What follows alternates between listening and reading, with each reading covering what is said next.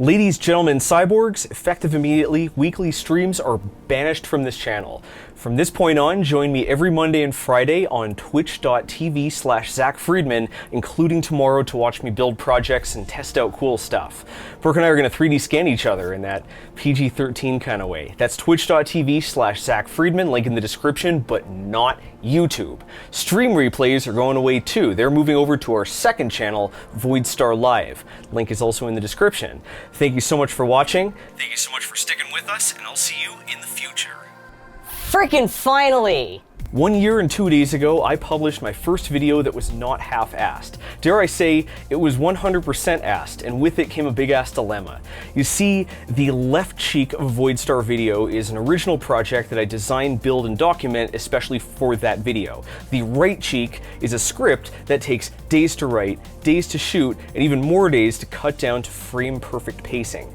The economics of YouTube work best when you're farting out a video each week, so at first, when I got serious about YouTube, I tried, and it was really bad.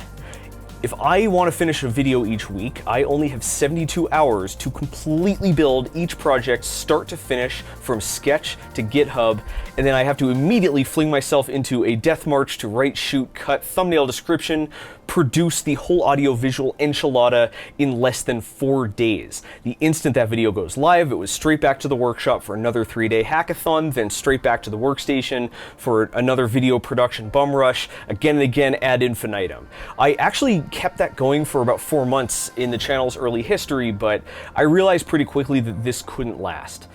See, the problem is that Voidstar Lab is all about the projects, and when each project has to be completely completed in 72 hours of frantic balls-to-the-wall hacking, I can only make stuff that's low risk, low effort, and poorly documented and hard for you to build yourself. I realized that the only way forward was to slow my roll. A week of building projects, followed by a week of making media for 2 videos a month instead of 4.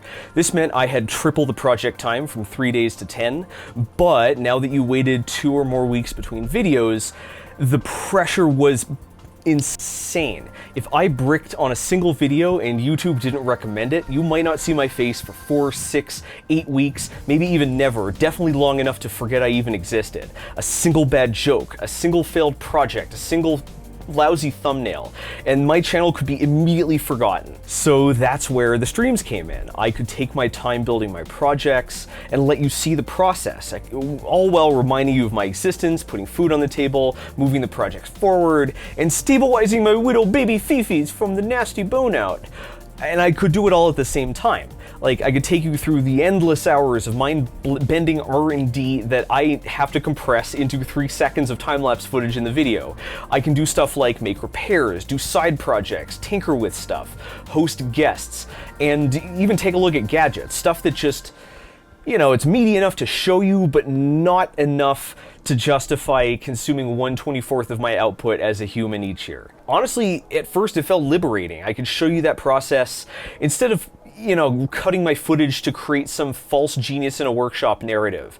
Like, even when I'm home alone, I can and will talk forever, and now for the first time, I could talk with viewers in real time, always about something I cared about. I found that I loved streaming, and I immediately fell into a massive pitfall. I became so fixated on the streams and so into my projects that I lost focus on the only thing that truly matters, you, and what you want to watch. I thought I was doing well. We were getting around 10,000 viewers per stream, about 300 at once. But I was making the amateur move of confirmation bias. I was reading the data the way I wanted to see it. My channel hasn't been growing a lot lately, so I've been diving deep and figuring out how to get ourselves back on track, and eventually I had to face reality. It turns out that every time I announce a stream, I lose hundreds of subscribers. When the stream goes live, I lose hundreds more, and when I set the replay live, there go a bunch more. The streams were getting, you know, hundreds of thousands of views total, but it was from barely tens of thousands of different viewers to like 200,000 YouTube homies who trusted me enough to hit that subscribe button. Every notification, every recommendation now had a 20% chance of being one of those super slick videos that I built the channel on, an 80% chance of being a live stream that by its very nature is anything but tight and polished. I had accidentally turned every click into Russian roulette. Frankly, viewers responded with the smart choice. Don't pull the trigger, just walk away.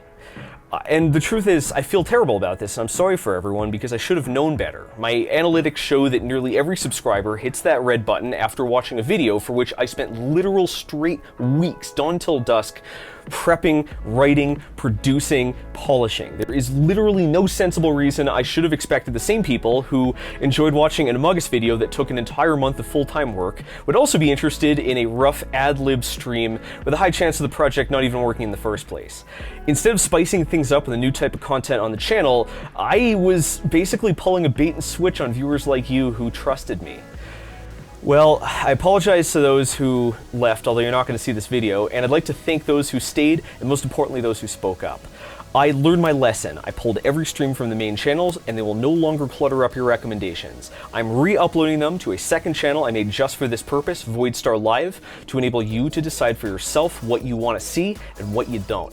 Finally, I'm now live streaming on Twitch, still every Monday and Friday, still at noon Mountain Time or 1700 UTC. It's going to be the same style, same projects, same schedule, except now on a platform where people specifically go to watch rough, raw reality. If streams aren't your jam, just forget I even tried. And I get to spend my time preparing instead of making stream thumbnails. I don't know what psycho decided that literally every stream on YouTube needs its own thumbnail, but someone should force them into a spaceship, fart in the oxygen tank, and strand them on the moon. From this point on, I pledge that whenever you click a thumbnail with my handwriting on it, you will be guaranteed to find packed with the innovative stuff that makes you laugh, makes you learn, and makes you satisfied with every second. I hope I can regain your trust. I give you my infinite thanks for continuing to watch, and no matter where it lies, I hope to see you in the future.